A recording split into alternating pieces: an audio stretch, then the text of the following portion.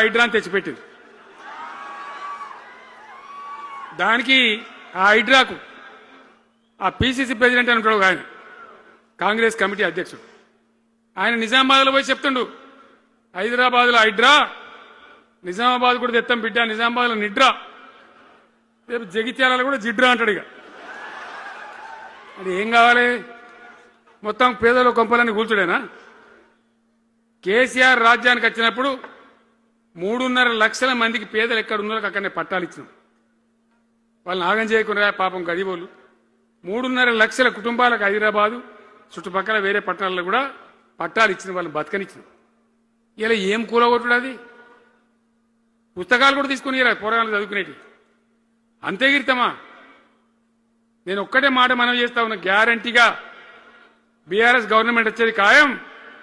మొట్టమొదటి రోజుల్నే ఈ ఐటాంటోని ఎత్తి అవతల వరేస్తామని చెప్పి నేను మనవి చేస్తా ఉన్నా.